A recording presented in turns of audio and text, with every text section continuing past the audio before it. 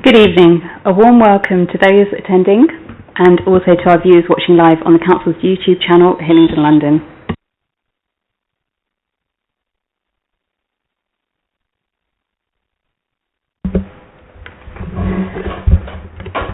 Okay, I'll try again.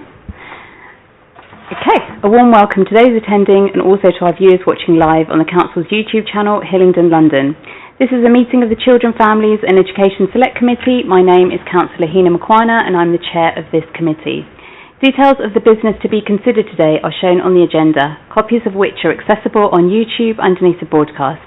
Please note that members of the committee may be using tablets or laptops to view the agenda. We are not expecting a fire drill, so if the fire alarm does go off, please follow officers to the fire exits and out of the building to the designated meeting points. For those in the room, please switch any mobile devices to silent before the meeting starts, and when you are invited to speak, please ensure you turn your microphone on so that you can be heard in the recording. For those watching via YouTube, if you're so minded, you can complete one of our resident feedback forms. These can be found in the information section underneath the YouTube video. These forms are intended to help us improve the way that we run our meetings. So before we go through our agenda, I'd like to introduce colleagues in the room. So to my right, I have Councillors Gohill, Smallwood and Batt. To my left, from Democratic Services, it's Ryan Dell and Naveed Ali. And then Councillors Sweeting, Garg and Sansapuri, and Mr Tony Little, our co-opted member. Officers joining us this evening, Gary Binstead, Abby Preston, Dominika Michalik, Catherine Angelini and Michael Hawkins. So welcome to you all and thank you for joining us this evening. Before we go into the agenda, I just want to remind those in the public gallery that this is a meeting held in public, not a public meeting, therefore there will be no speaking rights. Let's move straight to agenda item 1, please. Apologies for absence. Yes, we have apologies from Councillor Gill and we have Councillor Sansapuri substituting. Thank you, Councillor Sansbury, for subbing this evening. Item 2, declarations of interest in matters coming before this meeting. Are there any? No, thank you very much. 3, minutes of the previous meeting. Do we agree the minutes? Agreed. Thank you. Item 4, to confirm that the items of business marked in part 1 will be considered in public and the items marked as part 2 will be considered in private. There are no part 2 items, so we move straight to item 5, which is the proposal to amalgamate Harefield Infant School and Harefield Junior School. So I'm going to pass straight over to Abby. Thank you. Thank you, Chair. So the paper has come with a lot of appendices, which hopefully you've been able to read and make sense of. We're proposing to amalgamate the Harefield Infant and Junior School for April 2026, in line with the new financial year for maintained schools. This matter was first considered in, I believe it was 2009, where a consultation process took place some 16 years ago, and it was decided at that point not to progress, but the outcome was for it to be reconsidered at a later date when more suitable circumstances arise. So back in 2022, an amalgamation policy was created and approved. This is particularly important at the moment with schools with falling roles. And it's important that we can support our schools to be more sustainable given those PAN reductions and pupil numbers that are continuing to drop in some cases. We met with infant and junior school heads in the summer of 2024 to talk about the policy and talk about some of the triggers and what the intention was to look to move forward with amalgamation, particularly where there's a head teacher vacancy, but there's other triggers that can also bring that forward. So we're looking at the amalgamation, as I said, for April 2026. You'll see in the paperwork there is a financial impact, and that comes about from the fact that each school gets a lump sum, which is currently around £160,000. In becoming one school, they would lose one of those lump sums. Often that's where you originally have 2 head teachers of the 2 schools. Often that loss in funding coincides with the head teacher not needing to run both schools. In this case it's slightly different because we have 2 head teachers, or a head of school and an executive head teacher in post, so it is a slightly different setup to some of the other schools that we've been looking at. However, the funding is gradually dropped over the next few years once the amalgamation, if it were to be approved. and it's not done all in one go. But the funding would mean that the school would be in line with the same funding formula as all the other primaries across the borough. So there's some of the kind of key highlights. We have put in there some information around benchmarking, just based on the financial benchmarking tools, to look at potential ways to look at efficiencies to support the school. For us, the particular focus is the drop in pupil numbers over time, and you'll see in the paperwork how those numbers have declined over the last 5 years. And that for us is a big concern. It makes it very difficult for schools to be sustainable with very small numbers, and looking at the projections coming through, they're not likely to improve. If anything, they're likely to potentially drop further. So the proposal is put forward with the view that should the schools amalgamate, whilst there will be a drop in funding from that lump sum, the schools will be more sustainable. They'll be more flexible with resources and can ensure that they have one contract rather than two for all their different sort of services, as well as other potential efficiencies as well. So I'm conscious we gave you a lot of paperwork to read, and there's lots of information in there. So if you're happy, I will take questions from this point. Thank you. Councillor Smallwood. Thank you, Abby. I just wanted to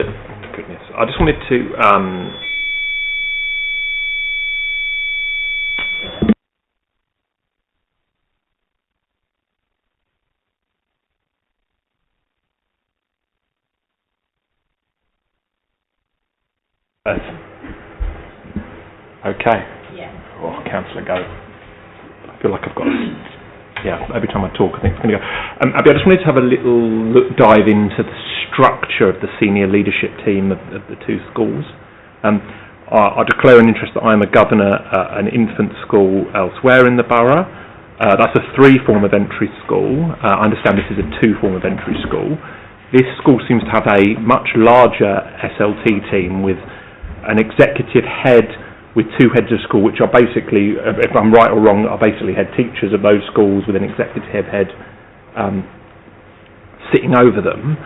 I was just fascinated me that they seem to have a much larger SLT team compared to the schools, or one of the schools where I'm a governor, and I was just trying to understand, because parents are obviously going to be worried when they hear about a sum of money not being around. I just wanted to understand if that was a structure that was unique to Harefield, or it was something that was quite common practice across Hillingdon, across the sector. I'm just wanted to get my head around the structure of the high-paid senior leadership team. Thank you, Councillor. So my understanding is there's 1 head of school and 1 executive head teacher. You'd ordinarily see that kind of structure. It's quite common in academy trusts, where you have an executive head that oversees all schools and then individual heads of school. It's less common for an infant and junior school structure. But also, just to say, the points that we've referenced in the papers around the SLT structure comes off the financial benchmarking tool, and is just an area for the school to explore should the amalgamation go forward. It's important that we're clear from a council perspective. We can't prescribe or interfere with their structure decisions. Obviously, we're here to support and advise all the way. But yes, it is obviously with the infant school operating below a 2 FE position at the moment in some classes, and then the junior school, it is a large SLT structure.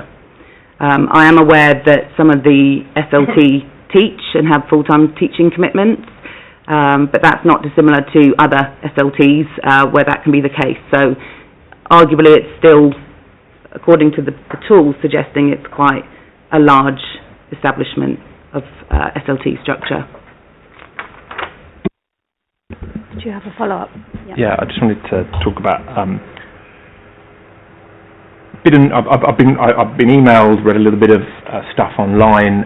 Some concerns, quite rightly concerned parents around funding for SND children. Can I just absolutely have a cast iron guarantee that whatever happens here, the funding for the SND children is not detrimentally impacted, and this is about the money is about a restructure potentially of senior leadership team or whatever, but the SND money is protected, because rightly parents are concerned, and when people are particularly, what's the right word, concerned about the school and about their young people, things can get confused. I just wanted a bit of clarity around that. Thank you, Abby. Thank you, Councillor. So the direct funding changes that would happen as a result of the amalgamation is the lump sum removal. Within any funding formula, schools have a set amount, it's not ring-fenced, but kind of identified for SEND support, the SEND notional budget. That won't change. Individual EHCP top-up funding obviously follows children and it's per pupil, as is pupil premium funding. So none of those elements will be impacted by the amalgamation. The things that impact that are pupil numbers, for example. But the amalgamation won't change that. So there shouldn't be any direct impact to any young people with SEND or pupil premium directly from the amalgamation change. Thank you. Councillor Gohill. Thank you. Councillor Small and I think alike, so he's taken part of my question, so I'm just going to reword it just ever so slightly. I'll ask the first part of that in that case. So thank you, Abby, and thank you, Chair, for allowing me to ask a question. There's been a lot of reference to financial impact, and for the benefit of the committee, can you perhaps explain the funding particulars a bit further, particularly the bit about economies of scale and efficiencies, please? Yes, thank you, Councillor. So as I said, the direct impact is this lump sum, and a school operating as one school can make a lot more efficiencies than operating as two. I mean, some of the immediate things just to bear in mind is obviously two schools would have two Ofsteds, and all the preparation and paperwork for each individual school for those Ofsteds. There's contracts, so you'd often have separate servers for each school, for example, and separate maintenance contracts and so on.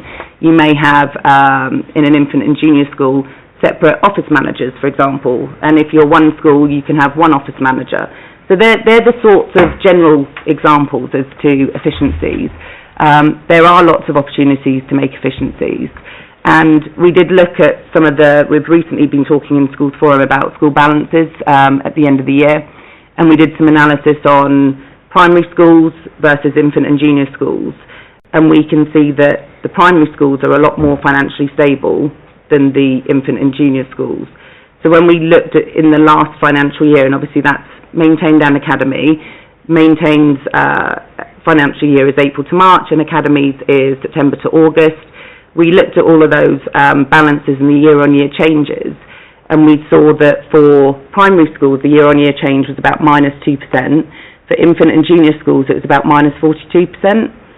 So you think there's a lot more sort of, it can be more challenging, and that's just looking at the data that we have, and obviously individual schools have different circumstances. But we can see that primary schools are more financially sustainable longer term. And it also means that as a primary school you can be more flexible in your resources. So by having staff employed, obviously for the one school, means that you can flexibly use staff, you know, the way you use TAs to cover lunch times, for example, or there's lots of different ways that you can manage it to make efficiencies, and there are a lot of opportunities to look at those. Do you have a follow-up? Yeah. Thanks. Given everything I've been reading in the news lately about falling school places and possibility closure of schools, etc., it makes sense to bring economies of scale on that front. My understanding, I do have a second question. My understanding is that Hillingdon as a borough tends to be a bit behind in amalgamating schools compared to pretty much the rest of London. Is that the case, and has it gone well elsewhere? Thank you, Councillor. Yes, there are lots of other London boroughs and other local authorities that have had an agenda to do forced amalgamations. I suspect predominantly because of the pupil numbers and the financial sustainability, but also there's a huge amount of benefits for young people in having that consistent journey all the way from reception through to year 6 or nursery through to year 6. So we are probably a little bit later. We did have an amalgamation policy at the point that this proposal was brought in 2009. And then I suspect with other sort of priorities that's not been such a focus, but we have had a number still amalgamate in that time. And I think where we are now is that, you know, we're looking at the data, we're looking at the finances and some of the projections coming in, and we are concerned about some of our infant and junior schools. So it's very much with that view that we feel that this is the right time to move this agenda forward. We've obviously recently come to committee a number of months ago about another amalgamation, which was really supported by families, which was really positive, and we do need to look at that for the rest of our schools as and when the right time comes up. Okay, thank you. Councillor Sweeting. Through you, Chair, can I answer two questions that fellow councillors have asked concerning Councillor Smallwood's issue about the senior team at Harefield Schools, plural. If you take away the class-based senior management and you compare it to 9 other schools, in fact, Harefield Schools have got a very low number of senior management. Okay, Councillor Sweeting, can we just address our questions to the officers who are here rather than having a debate with other councillors around the room? Thanks very much. So my question... Can we just do a question for the officers, please? Yes. So my question is, why is the council pursuing such an unpopular proposal, seeing it is not supported by staff, parents, residents, and the local Member of Parliament, I think, has had his say? In the background paper 3, page 9, states that of the 552 responses in the informal consultation, 97% were against. And in fact, the formal consultation only finished 2 hours ago, and we have no knowledge about how that's gone. So I ask the question, why are we pursuing this? Because the executive head teacher, the staff, parents, local community is not supportive of this. Thank you, Councillor Sweeting. I think our role is to bring the proposal and the information, the consultation and so on. It's obviously not for officers to decide the outcome, and that will come via Cabinet. I just wanted to also pick up on the point around the other SLT members. Firstly, the other schools are generally much bigger, FE, some of them 4 FE. It's not a directly comparable comparison of SLT costs. A lot of the other SLTs in other schools also teach. So by extracting those that teach and comparing just those that don't teach is not a like-for-like comparison. Obviously, we work with lots of different schools. We support their structures and work with teams around, what structures they need in place. And that does have an impact depending on the number of FE, the number of children. But you can see in the report there was a reference to, in the financial benchmarking, a figure, have I got it on this paper? A figure, oh, no, it was this one for the other one, showing that, the people and workforce metric. So you can see that 46.71 pupils per senior leadership role. Similar schools range from 46.71, i.e. Harefield being at the bottom of that ratio, to 324 pupils per SLT member. So the way that the data in the financial benchmarking tool works is it doesn't differentiate from class-based. It's just a member of SLT, presumably on the leadership scale, and that can come with a range of sort of duties and so on. Just in response to the point about why we're pursuing this, as I said, it's our role to fulfil the proposal and the consultation and share all that feedback, and we've done an in-depth informal consultation as well to seek that feedback. Initially, there was a lot of confusion around, there was concerns we were looking to sell buildings and land, which was obviously never part of the proposal at all. And I think more recently, I haven't looked at the feedback that's closed today. Obviously, all of that will be presented to Cabinet with all of the information gathered so far. But I have heard that there's concerns around SEND, which does concern me as well, because the funding isn't directly associated with SEND funding and so on. So that does worry me a little bit, but I think that's probably why, in some part, why some of the families are concerned with this amalgamation. Got a follow-up? The fact is that we haven't got the results of the formal consultation, so would it not be better to defer this item until we have, this committee has got the full information from the consultation, because otherwise we're asking to comment on this proposal, which will go to Cabinet without having all of the information coming from the formal consultation. Thank you, Councillor Sweeting. Obviously, the role of this committee is consultative. You will see the outcome of the informal consultation, and the formal consultation outcomes will be presented to Cabinet. But I think in order to seek committee's views, in order to inform Cabinet, you've got a sense as to what the feedback was in the last informal consultation round. I would imagine it's likely to be similar in proportions, but I guess the principle for us is getting the views on the principle of amalgamation, the benefits, as well as the risks with that, and asking for your comments to be fed through as part of that sort of piece. Okay, thank you. Councillor Batt. Thank you, Chair. My question was also just around consultation, but more community consultation.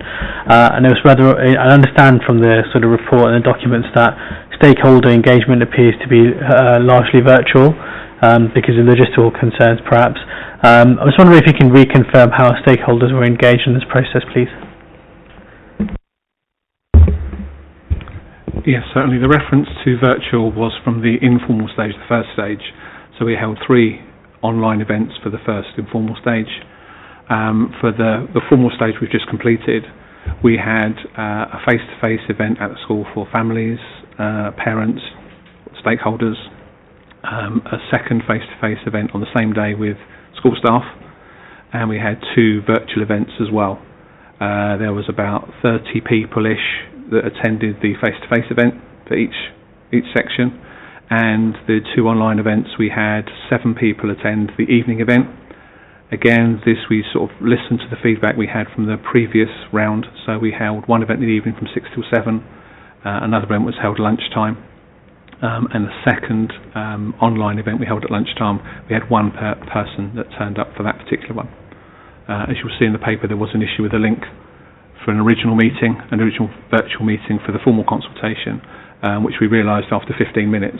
So we corrected that during that consultation event, but obviously put that second event on 2 weeks later, and that's when we had the 1 person that turned up for the second event. So it was a mix of face-to-face. We did say to the school and to all the stakeholders, if we had additional demand, we'd be more than happy to organise more events if people wanted more events.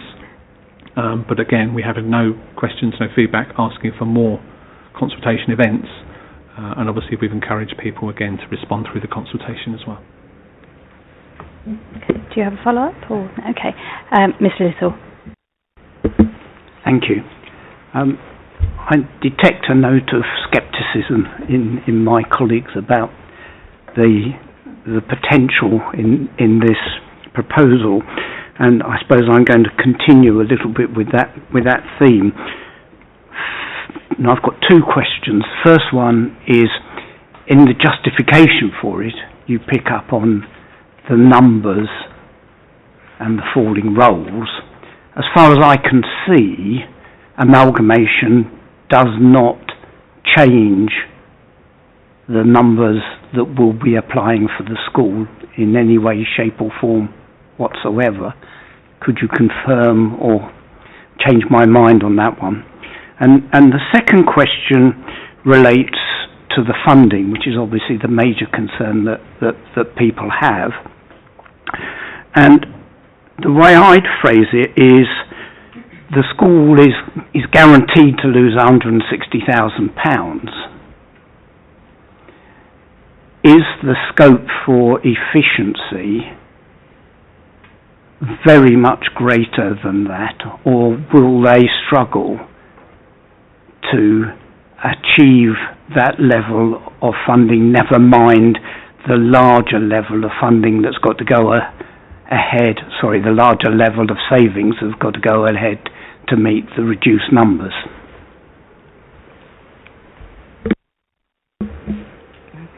Thank you, Mr. Little. So you're correct in thinking that the amalgamation is not seen as a fix to the dropping pupil numbers. We know that this is an issue particularly London boroughs are faced with at the moment, and it's about more the financial sustainability of a school.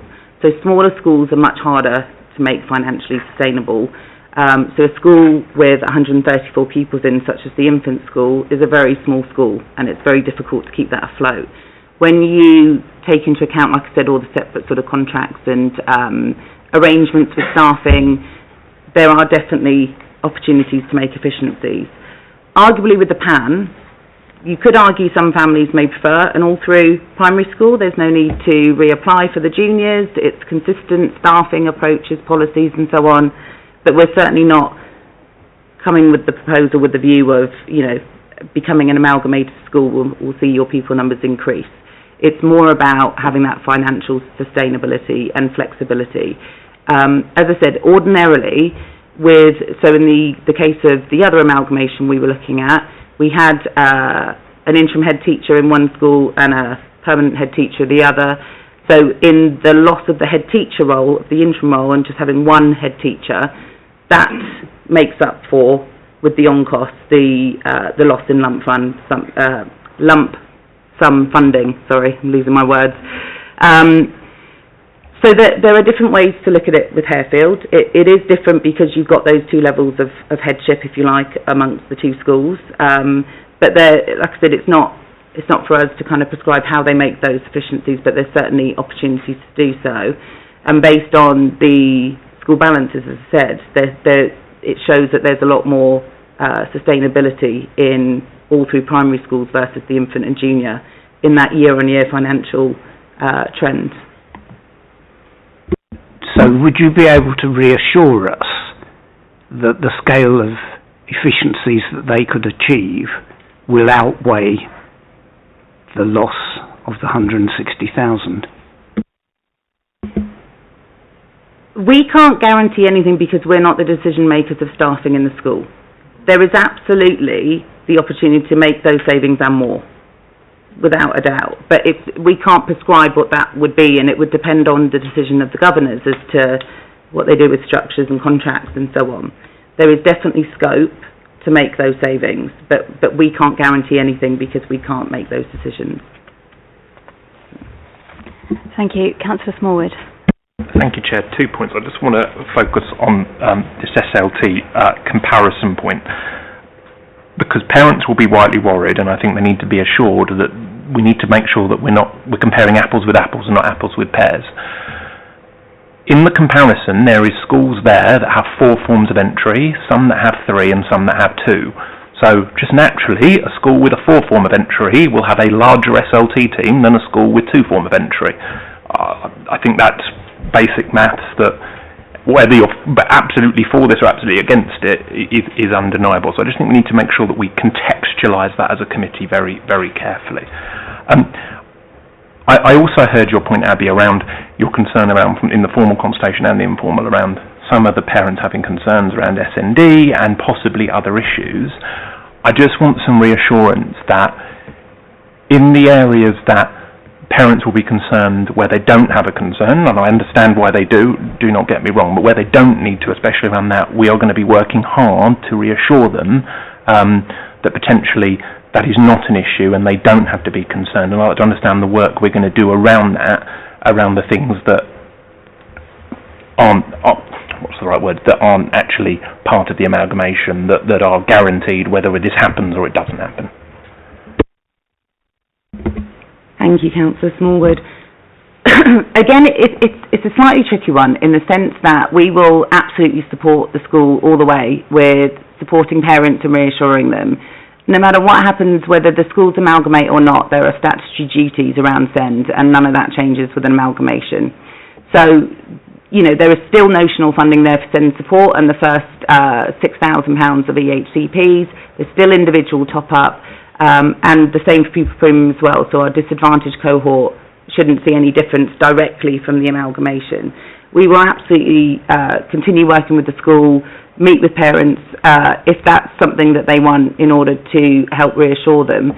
But ultimately, as I said, the challenging part with this is that we can't control how the schools spend the money. So the statutory duties won't change. There's, you know, statutory expectations. There needs to be support for these young people. And the funding that will be provided should the school amalgamate into a primary school will be exactly the same formula as every other school in Hillingdon. and they're able to support their children with SEND support. They're able to support EHCPs, and there aren't specific challenges around that from being an all-through primary school. Yeah. Sorry, just wanted to add because I think it's quite relevant. So recently we went through funding review, which is the top-up, as you know, for children who have EHCPs. And I think it's important to say as well that, as Abby mentioned, up to the school who they employ, for instance, in terms of the teaching assistants. And before in Hillingdon it varied. Obviously some schools had, employed more teaching assistants, some less, depending what they felt was right for the child. At the moment we are in the process of transitioning every mainstream child on the HCP and issuing new ones according to something which we co-produced and actually is being led by the schools, which is very fair and transparent system that puts child in a descriptor, which means that the particular needs is attached to particular funding. Therefore, it is expected from the school to provide a level of support with the funding that is attached, and that equalize, support for SEND children across the borough. Thank you. Thank you, Chair. Hatfield both schools are clearly providing a great education to the pupils. I was actually I delved into the Guards and read some really encouraging letters from Ofsted, and they deserve credit for that. But actually, teachers are there to teach, not necessarily do amalgamations, right? That they are complicated and difficult things should they do.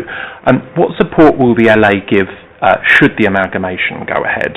To the executive head teacher and their senior leadership team from other schools that have been through this, to potentially alleviate some of the fears, to support them through some of the good learnings that they may have, so that if this goes ahead, and I'm not suggesting, I don't want to prejudge Cabinet, but we are here to scrutinise, can I have some reassurance that the LA will be able to act as sort of like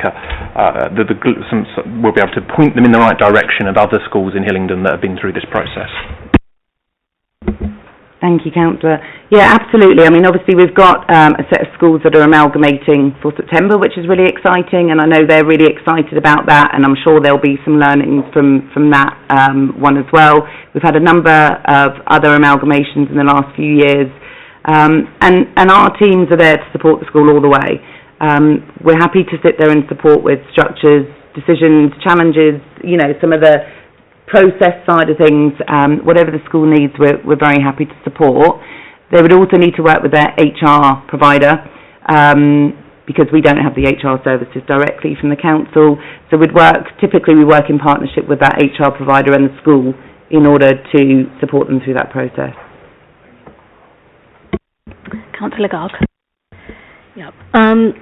So I believe that, so the question is really, why is the council pursuing this proposal, seeing that the executive head teacher, I believe, has contacted all members and select committee, as well as of this select committee, as well as officers, saying that the schools are already achieving the benefits that are listed through their federation policies? Thank you, Councillor. I understand the school have made efficiencies, and in being a federated partnership with the two schools, that's really positive, because they're much further down the journey.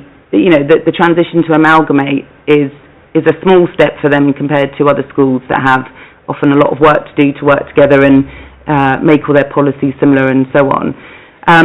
So whilst there are some efficiencies, that's not all the efficiencies that there can be. There's certainly more opportunities in being one school. So that's a big driver. I think the other side of it is for children. We've talked about before research that evidences the positive outcomes, children not having to transition from one school to the other, having consistent staffing and approaches. So there are benefits for those young people as well in having that consistent educational career. So for us, there's still more opportunity to find efficiencies if the amalgamation went through. Okay, do you have a follow-up, Councillor Garg? No. Councillor Sansbury. Thank you, Mr. Chair. Thank you, Chair. Why the haste is, if a proposal is approved, will be live from the start of next financial year, not from the school year? Thank you. Thank you, Councillor.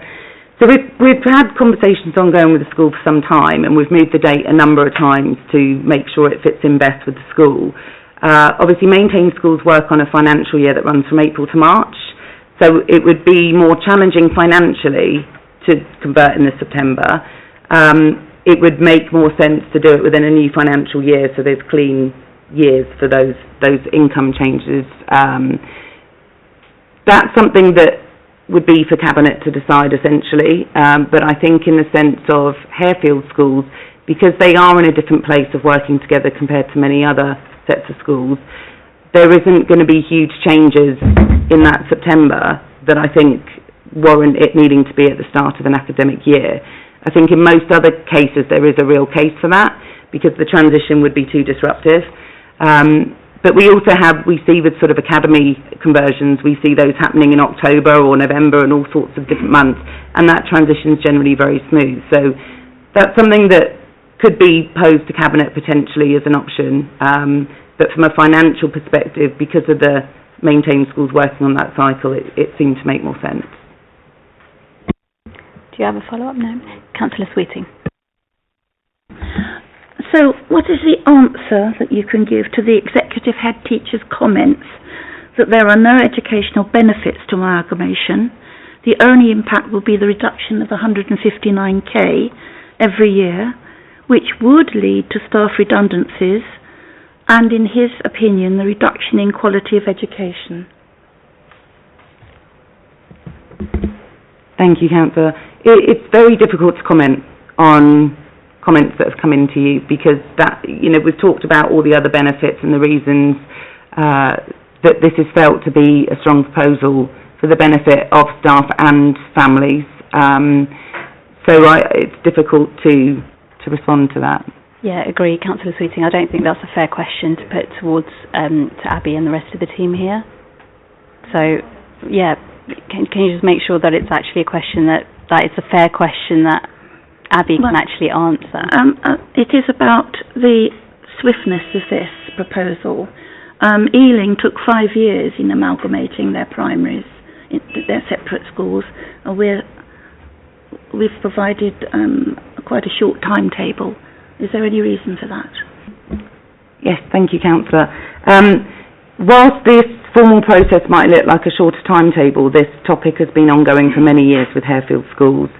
So, obviously, as I said to you, in 2009, this was brought to committee and to Cabinet with a view that it would be reconsidered at a later date.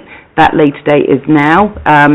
But the discussions with Harefield schools over the last 5 years, we've got ongoing communications around amalgamation and the need to consider that for financial sustainability, ongoing discussions with the education advisors working with the schools. So it's in no means being rushed or a short period of time. I think we've left this a very substantial amount of time, and I think now with the circumstance with pupil numbers that we're seeing, and we're seeing those trends coming through across London, this is the right time, because it's about making sure that Harefield can really continue to grow and blossom with as much financial sustainability as possible as one school. Okay, thank you. Any other questions? Right, okay, I'd like to bring this agenda item to a close. So the recommendation is that we need to finalise some comments, which we'll do offline, and they will be going to Cabinet. Ultimately, Cabinet are making the decision on this item. So thank you, Abby, for that. We move now to agenda item 6, which is the update on the dedicated schools grant. Again, over to you, Abby, and any officers who would like to leave may feel free to do so. All right, thank you very much. Thank you, Chair. So this one I think is a really good news story. Hopefully that's how you've read it. Obviously with our DSG high needs, we've talked about this quite a lot through strategy work. As you know, the strategy incorporates all of the kind of improvement work that we want to do, our key kind of priorities and ambitions, as well as the DSG projections as well. So it's all in one. So we have added some more data in here. I know we give you quite a lot around SEND, and you may know some of that already. But the real positive around this was around where we closed accounts at the end of the year, our finishing position. So in, where are we, 23-24, our in-year deficit was around 28 million. In most areas, I've looked at the trends, and those numbers jump up significantly each year in those areas where there's a deficit. And in some cases, they've doubled or more from one year to the next in other local authorities. What I'm really pleased to be able to show you is that we've gone from 28 million in year deficit to 14 million, which is a huge step forward. And the thing I'm really proud of in this achievement is that this hasn't been done in cutting support, making sure anyone doesn't have any support that they need.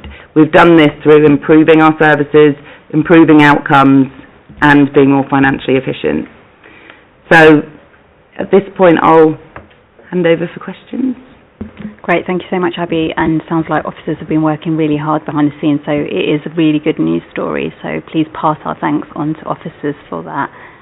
I'll open it to the floor. Ms Little? I think Councillor Sweeting was ahead of me, but... It's okay, I saw your hand first, right, so I'll go in order whoever's hand is up first. Thank you, Ms Little. As you say, I think there's a lot of good news in this, and I hope you will take it that we do appreciate the good news, even if we ask about the bits that we'd still like to see things going on. So firstly that. Secondly, the rebanding that's gone on, presumably that's created winners and losers. Is it possible to give an indication as to who the winners and losers are? What type of thing has resulted in getting more funding, and what type of thing has ended up getting less funding, or has it all been less funding? Thank you, Mr Little. What I would say with the banding is that we have started from scratch with looking at needs and making matrices to capture those needs across different areas of the areas of SEND, essentially, that our children are impacted by. What we had before was a system that wasn't fit for purpose today. So we had a banding system that combined mainstream and special into one. So what you found were some children in special were being given less funding than children in mainstream, and you had some very high levels of funding in mainstream and sometimes some very high levels in special schools and vice versa.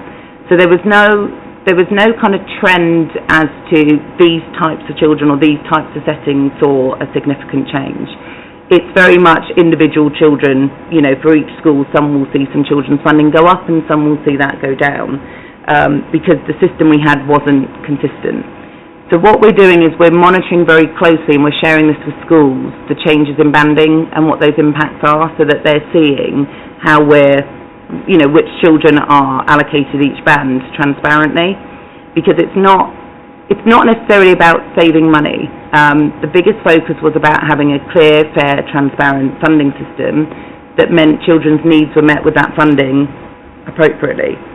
We certainly had cases where children or schools were overfunded significantly, and we certainly had cases where they were underfunded significantly. But what we have now is a really clear system that is fit for purpose.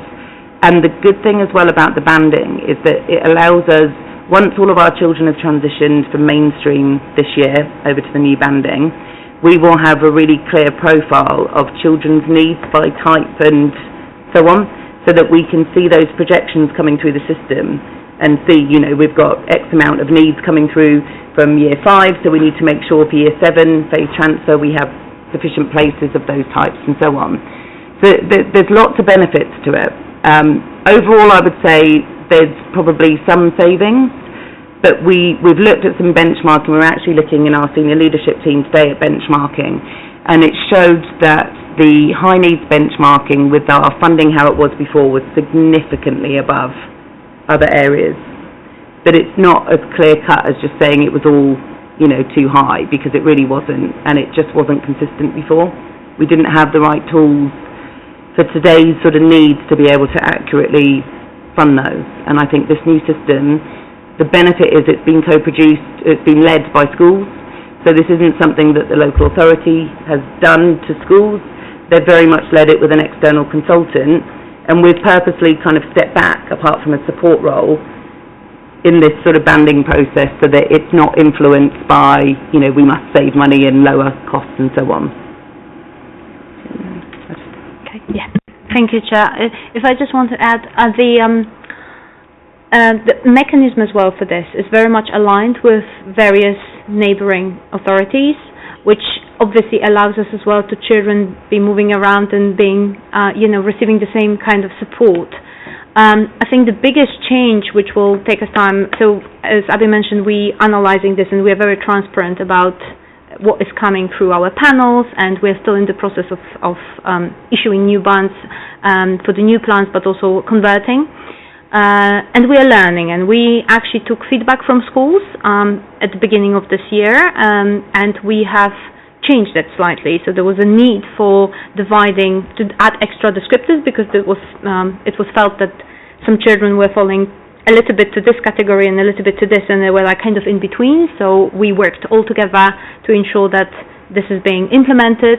And then what was great to see, we analysed the panel, and we saw that those schools that came back to the panel with evidence, obviously the banding, the right descriptor was agreed, which shows as well for us as a testing and for schools as a testing what is working, what is not working. I think the one thing that is very important to highlight as well is the fact that it's very important for schools to change a little bit the mindset around how we apply this, because before it was very much, I think, even in a statemented way, where we had a one-to-one, and you pay for the human being employing, and there isn't that consistency about actually, thinking about the whole classroom, commissioning someone to deliver a intervention, for few children if they have similar needs. So that gives the school more sustainability financially to think forward, to analyze their cohorts and to analyze the children, and to actually support them in kind of strengthening, achieving the outcomes, because they can have those interventions in a much more flexible way. So we are in a regular contact with mainstream schools and special schools analysing this, and we will be able as well to give more insight in the future for that. Thank you. So just sticking with the mainstream schools rather than the specials and the outside the borough, are you able to quantify the saving that you made with mainstream schools?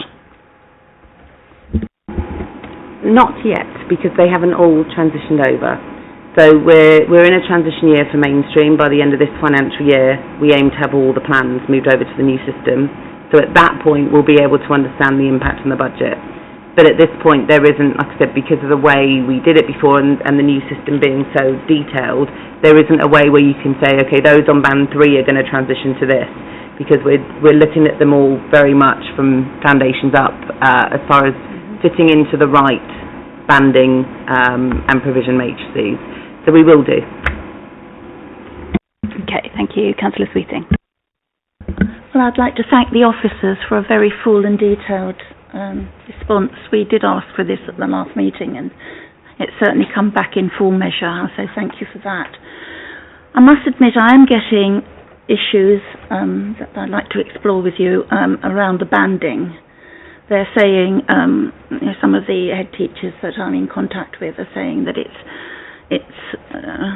the banding is higher now, and it's more difficult to get financial support. So although the deficit is reduced for the borough, the council, is that on the flip side meaning that more money for SEND children, to support SEND children, is coming from the schools?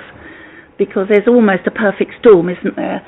Reducing roles and the banding being sort of higher. So it would be interesting to know, have you got those sorts of responses back from schools? I actually analysed requests from all mainstream schools to change the band from September, when it started, throughout the change where we added the descriptors. In some cases we're returning back to panel following that, to beginning of the first week of July, and there were only a handful of reduction in terms of the level of funding, which is quite interesting to see, because this actually confirms what Abby mentioned and what we kind of knew from the very beginning, that some children with actually not, perhaps they wouldn't even have planned today, they were very overfunded. And perhaps they made a sufficient progress, that's great. You know, we all say that plans should be organic and should change, that's why we have annual reviews at the key stages. But I think it's very important to highlight as well that quite a few were underfunded. And we are very transparent, as I said. We're sharing this information with the working group, and we're going to have a further report at the beginning of this year, because it's so important, academic year, because it's so important to really kind of learn from each other as well. I think that going back to what I mentioned earlier is the mindset of having an infrastructure to cater for children with various needs, and I think that the descriptors really help because we have more children with anxiety, etc. So going back to what you said about the levels, it's very much equal. It's not, we haven't observed yet that particular needs are higher or lower underfunded. There were quite a few children who were underfunded and quite a few children very overfunded at the moment. Well, just at the bigger picture, you know, our deficit, I mean, how is it still comparing with other London boroughs? I know that we were bottom of the league in February, but how are we now? So, I did some analysis around different high needs deficits, and what I would say is that we generally aren't mentioned in a lot of the sort of big press articles around high needs deficits anymore, and I think we often were referenced because of our position. So I take that as a positive. Like I said, looking at some of those comparisons, you know, just from memory, there were some local authorities that had gone from having, for example, a 30 million deficit, and then the next year 70 million. There were some really big increases. So we have very much bucked the trend in that we haven't increased our year on year, we've actually halved it, which is huge. And I have to say we've done that with the banding not being completed for mainstream. Obviously we're quite early on in some of the transition of those plans. We have applied to all special schools the new banding, which will have had some impact. But we've really been focusing on early intervention and giving the right support at the right time. We've expanded our provision. I mean, we have above national levels of special school places and placements. So we have, particularly with our SRPs and DUs as well in the assessment base, we've really sort of expanded our spectrum of provision that we can offer. And I have to say, the team have put so much hard work into this over the last few years. And like I said, the best bit is they really have been improving outcomes whilst making these savings.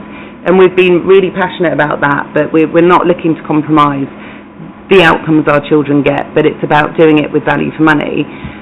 We've also had great support from Gary as our head of commissioning, who's negotiating stronger rates with any of our placements, and all sorts of work going on. Catherine leading on AP and making sure we have really clear oversight and impact around AP options.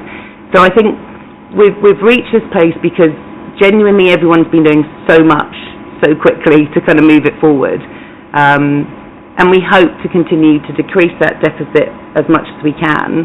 I think we still recognise that, you know, we've come a long way quickly, but we still don't have enough funding to meet the needs as it stands. We don't know what those changes may come in autumn term. We're hoping it will be something that will help sort of even out the funding and the needs sort of challenges. But yeah, we're very proud of where we've got to, and like I said, we really have done it with a view of making sure our young people benefit from what we do rather than are deficient in anything to save money. Yeah, thank you for that, and you can really hear the passion actually when you're actually giving your responses, so appreciate that. Thank you, Abby. Councillor Smallwood. Abby, what a good news story, and I just wanted to thank you and your team for the incredible hard work. Sometimes when the political football is flying across the chamber or across this select committee, it is often forgotten that actually this is instead of political point scoring, it's actually the young people that matter the most that are receiving this funding. They matter the absolute most, and actually you have battled through the noise often on this issue, and I understand why there was noise, but you have battled through the noise to deliver what I think is a quite remarkable result, 25% better than expected. I mean, that is something else. I just wondered how you're going to repeat that next year. I keep joking with our finance colleagues saying, right, this year we're aiming for 5 million in-year deficit. Yeah, I think we've just got to keep going. And, you know, one of the things that's challenging with the way the financial year runs compared to an academic year is that the savings that we create within a year, you only get a part-year impact each year. So some of that continues on the following year, and then the next work that we do to kind of try and improve outcomes while saving money. So we've got clear plans. Everything we're doing closely aligns to the SEND improvement plan. So we're really clear on where we're going and what we're doing. So we're just going to keep on moving forward and trying to make those savings. We are focusing on early intervention, and one of the things we didn't mention is alongside the banding review, we've also done a review of early support funding and having a sort of banding framework around that, as well as the SENIF sort of early years SEND funding, so that we have a really consistent approach to everything. So we're just going to keep on going, aiming high and trying to achieve as much as we can. Thank you, Chair. I just wanted to add something which I think is worth mentioning as well. I've been in Hillingdon for nearly 6 years, and it's the first time we have an Aim High, which is a Send You forum, which I think it was my dream when I started here. And it's very important to see that because we put the DSG safety valve plan kind of really implemented into our SEND and AP strategy and improvement plan following inspection, and we really tried to focus on outcomes. We took our young people with us on this, so we have more, for instance, in one of our EHC team, post-16 team, they worked more with young people themselves to gather their views, to really drive it through if someone is interested in animals or agriculture, to be in a particular college on a particular course. And I think that in your data that we presented in the report has proven, I mean, the amount of supported internships have just grown so much. The same with the seizing, because someone is really willing to educate further in the university or at the university or being employed, which is we didn't have these numbers before with 4 EHCP children, and I think that's for young people, and it's amazing as well to see that high percent of young people are placed in the borough. It was only 20% last year, and we are now over 87 from the post-16 cohort. That means that they are our Hillingdon young people residents who are having wider internships, so we have new offer as well for internships, and they have their voice through Aim High, and they are part of our ambition groups, and we consult with them. So I think this is amazing. They're also creating now our local offer, and they'll have their own tab there. So I think it's really worth mentioning that this DSG also actually driven us to that, and to work more closely with young people in this way. Thank you. Yeah, that's really important to note and highlight the voice of the young people. That's really, really important and should be at the heart of the decision making. So absolutely well done on facilitating that. Mr. Little. Thank you. We have had the safety valve agreement in the past with the DFE. Can you update us about where we are with that, or what's replacing it and how it'll work? Thank you, Mr. Little. I wish I could. I don't know. I'm trying to get the inside information. I'm not getting far at the moment. No, I don't know. I think they're probably looking at something new because they've stopped accepting local authorities onto the safety valve programme. So only those that are in it already. We are still waiting to hear what's going to happen with our funding. Obviously, a couple of years ago, they were concerned that we weren't delivering on our projections. Obviously, now we are delivering on them and over-delivering on them. So there's that confidence instilled back in the DFE around the work we're doing. So we're hoping that the outstanding funding will be released at some point soon. But we know that there's likely to be SEND reforms in autumn term. And I am only guessing, but I would imagine the safety valve approach is likely to form part of that reform at that stage. Right. Thank you. Councillor Sansapuri. The page 93 states that the government funding has been higher than expected. How much higher that was? Sorry, can you repeat that, Councillor? Sorry, was it the high needs funding, did you say? Yeah, the government funding. Yeah. I can't remember off the top of my head. I'll come back to you, but it's it's been slightly higher than we expected previously, but obviously not as high as we need to meet needs. But I can come back to you with that answer. Okay, thank you. Councillor Sweeting. It's that word inclusivity. Have we still got some schools that have got high numbers of SEND children? I know that I'm governor of 2 schools and one of those has got high numbers. And if so, is there any way that we can have some parity here? Because obviously with high numbers there are some challenges. So inclusivity is the word, I know, the word of the moment. So how are we rolling that out?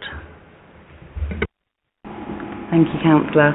So I know we've talked about this when we did the strategy updates, and hopefully you're reassured this is really important for us as a team as well. It's something, like I said, I'll never forget from when we were preparing the strategy, the feedback from schools on how important this is. And it's something we're regularly talking to schools about. And we challenge schools and we support schools. So one of the things we've done is kind of reshape some of our support from staff to make sure that the support we provide those schools that aren't as inclusive is effective and high quality and kind of meets the needs around inclusion. We have things like the PINS project, which is really positive, which is supporting schools to be more inclusive, and we're still doing the CAS, the Centre for ADHD and Autism support, for some of our secondary schools that have high numbers of children with ASD coming in and joining in Year 7. What we're doing is we're still sharing the data with schools every term in our high needs group around the transparency, so the SEND support, the EHCP numbers, and how that compares. And we're monitoring term by term, and what we've seen over the last 2 years is every term the levels of EHCPs and mainstreams has consistently increased term on term, which is really encouraging. We also look to consult with the local nearest mainstream school where it's a mainstream appropriate child, rather than that school over there that's really good with SEN. And we are looking at different forms of sort of outreach and ways that special schools might be able to support some of our schools that are struggling. But it's really important because, you know, where you have schools with very low numbers of EHCPs, they have the funding and the resources to meet needs and they're not needing to use it. In other schools where they have high numbers, obviously, they're under financial strain, which is why we provide the threshold funding for those schools that have higher numbers, because morally it's the right thing to do to support those schools to meet those sort of needs. But it continues to be a big priority for us and something we are monitoring closely. And as I said, we do sort of challenge. Should I bring you in to have a chat? Thank you. Yeah, we have a lot more. So I think the fact that as well we've done this banding with schools, we are now very much building on this. So just after inspection, where we were drafting together the SEND and AP improvement plan, we brought head teachers together and we came to the conclusion that we don't have a Hillingdon definition of inclusion. That has actually initiated something really good, which Catherine and our services are working together on driving forward, which is inclusion framework. And this is something which we just started working on, and it's the first kind of task after summer holiday is to come up with definition from schools. And I think this is so important that we have this as a project because there are many layers into this. This is around implementing ordinary available provision for SEND, but this is also inclusion framework for all. It's not just for SEND, because regardless of what the needs are, it has to be equal for all. So we very much work with schools around creating this, and hopefully we'll have something at the beginning of new calendar year, springtime. Thank you. Okay, great. Go on then, yeah. Would it be possible, through you, Chair, maybe to have an update on this in our work programme? Because I think this is a really important initiative and we'd like to know how you're getting on, please. Thank you, Councillor. So we have it scheduled to do a strategy update each year. So we give you a detailed update. I think we've got it around January time. And then we'll also have other updates through the education strategy updates and, you know, DSG and others. So hopefully there'll be lots of opportunities for us to keep feeding back to you on this. Yeah. Councillor Smallwood. Thank you, Chair. We are asked to note 2 recommendations. Chair, I wondered if we could have a third, which read something along the lines of recognising and noting the hard work of our council officers, but also, if I may, actually the leadership of the Cabinet Member for Children, Families and Education, who actually, I know this matters a lot to. She deeply cares about this issue and often has been the person that's had to take some of the bullets on this issue, shall we say, and has been the punching bag in a sense of it, and I think we need to recognise the hard work of her as well, alongside Abby and her fantastic team. And I think when we have the recommendations and the minutes, that should be noted, because I think sometimes the work Cabinet members do, the unpolitical bits, the bits that require the long hours, the bits that take things, sometimes go unnoticed, along with members of the Shadow Cabinet as well. So I think that just needs to be recognised. Yep, thank you, well said. Thank you very much. Any other questions or comments on this agenda item? No? Great, thank you very much for all the highlights, all the insights and all the debate and conversation around these topics. It's been really, really interesting, and definitely please pass our thanks on to all the officers who are working really hard behind the scenes. That's been recognised by the committee. Thank you, Abby, and the rest of you for joining us. Thank you.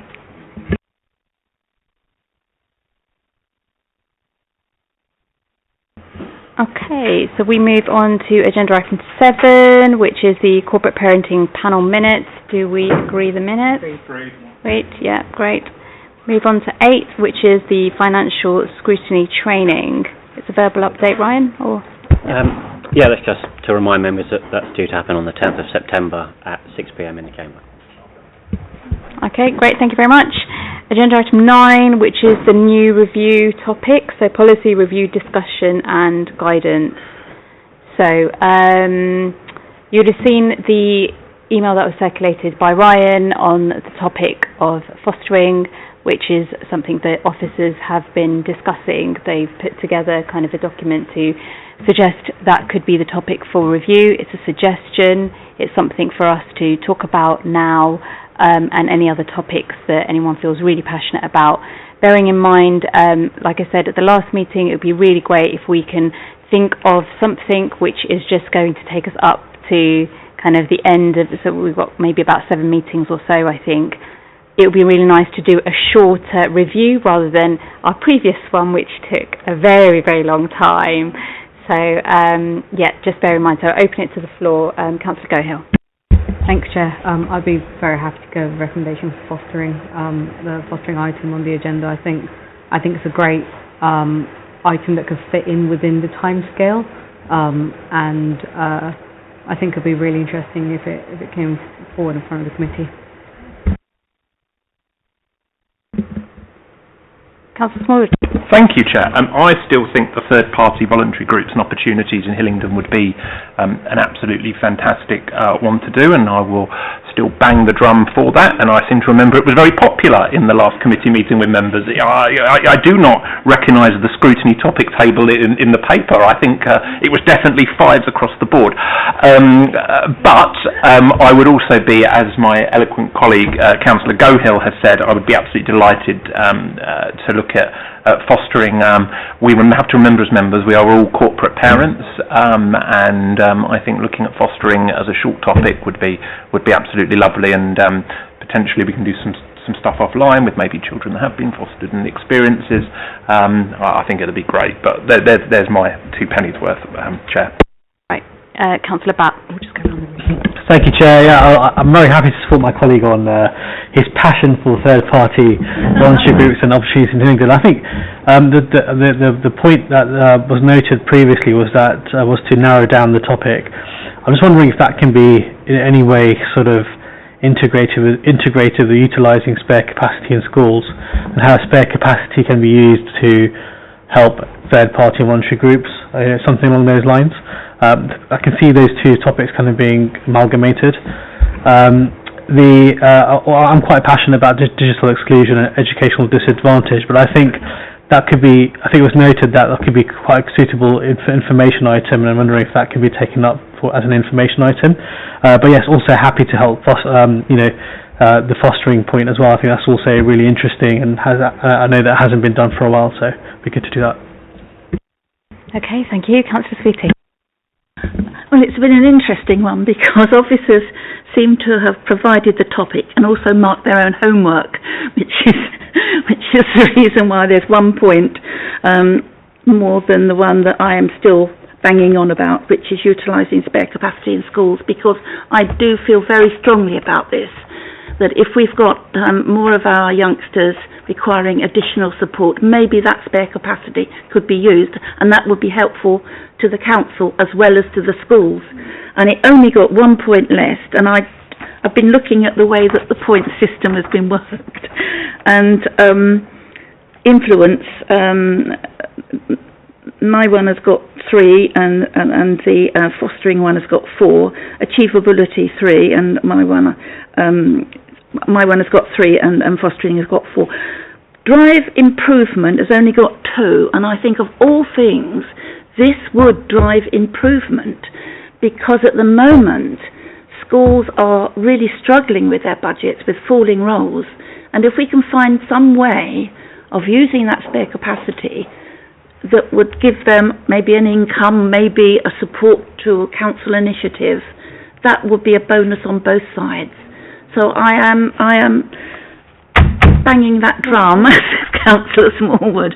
And also the issue of fostering. I mean, there's a lot of work going on, because this is, if you remember, one of the savings that our select committee was asked to comment on. And so there's work already going on.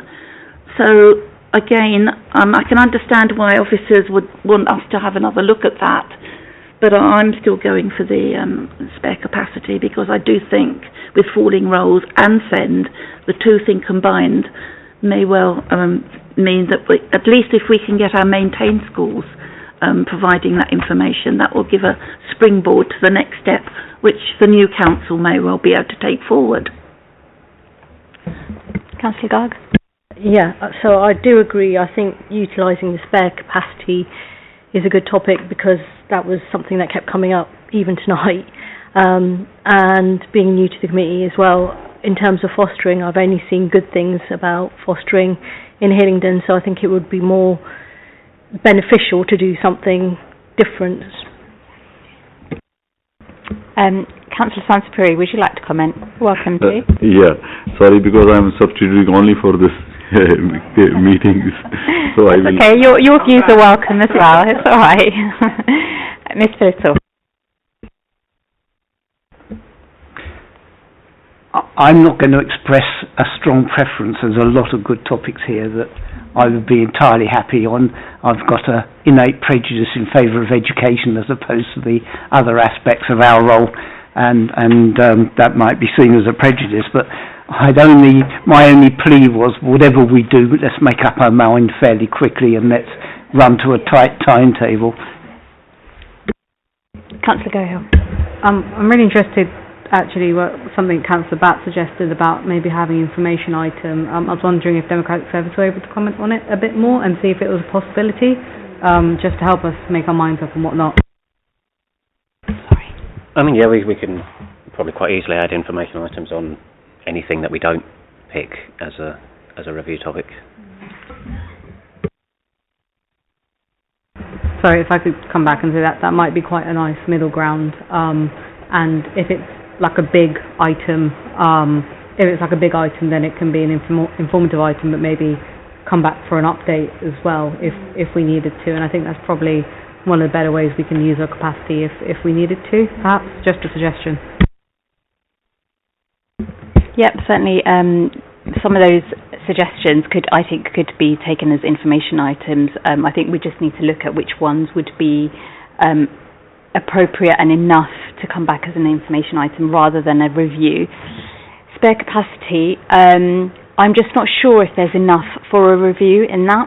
So I just want us to get reassurance from officers that is there enough to kind of make it into a review, or is it more of a, we can give you an update and provide you with some information on that. Fostering, I mean, I used to be on Hillingdon's fostering panel, as many of you know, and so I have a real interest in that service area. I am aware of all the changes that are happening, Mockingbird and all the rest of it. It would be very interesting to me personally, because I was part of that transformation initially, so it'd be good to see where it's how it's taking shape now. So my personal preference, I think I'm kind of steering more towards the fostering, but again, I would like officers just to confirm about utilising the spare capacity in schools. Let's get their insight, let's see if it's going to be, if there is enough, then let's investigate that for sure, but if it seems like it's more of a information, kind of a 1 or 2 session thing, then I don't think there's enough there. Let's just be guided by officers, I think. And then we'll take it from there. And Mr. Little, obviously note your comments on let's make a decision quickly, ideally sooner rather than later, so we can get moving with it, because obviously in August we don't have a committee meeting, then it takes us into September, and we'll talk about that in a minute. But yes, Councillor Sweeting. I think it is a weighty item. I used to deal with the capacity calculations for schools, and so it's going to be asking schools, lots of questions and bringing back lots of information on what those rooms could be used for. So I don't think it's a small item at all. I think it's a weighty item. All right, thank you. So we'll take that away, Ryan, if you can, and then we'll provide an update to the committee, even if it's something that's circulated via email, just so we can get it moving. Oh, yeah, Mr. Little. Can I encourage the circulating by email and making up our minds? Yeah, absolutely. That's noted. Thank you. Okay, agenda item 10, which is the forward plan. Any comments on that one? Okay. And then agenda item 11, which is the work programme. The only thing that we really need to speak about on this one, I think, is the date of the meeting. So the date we were supposed to have our meeting is now going to be full council. So Ryan's suggestion was that maybe we move our committee date to the date that was supposed to be the date of the full council, which is the 25th of September. Am I right? Yeah. Yeah, so we're just literally just swapping. So if everyone's in agreement, maybe we can make a note of that and put that in our diaries, 25th of September, which will be our committee. Yeah, okay, great. Yes. Yes, the 25th of September. Yeah, thank you very much. Councillor Sweeting. Can I talk about the transporter buses?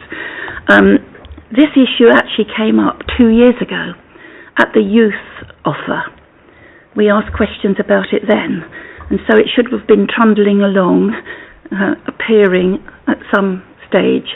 But we've got the timetable, and I know the Earth was created in 7 days, but we've got the transporter bus is going to be trundling from its garages not until this time next year.